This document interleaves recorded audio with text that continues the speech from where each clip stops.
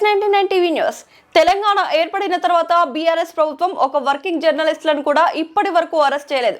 కానీ రేవంత్ రెడ్డి ప్రభుత్వం చెయ్యని తప్పుకు జర్నలిస్టులను అరెస్ట్ చేసి 24 గంటలు మానసిక క్షోభకు గురిచేసింది. Senior journalist Dontu Ramesh.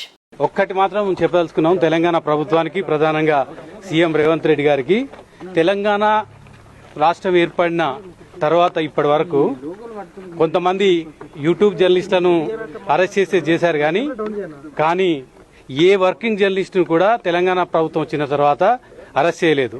కానీ రేవంత్ రెడ్డి గారి ప్రభుత్వం ఒక వర్కింగ్ జర్నలిస్టులను చేయని తప్పుకు మానసిక క్షోభకు గురి చేసేటట్లుగా మొత్తం కూడా అరెస్ట్ చేసి 24 గంటలు మానసిక క్షోభకు గురి చేశారు.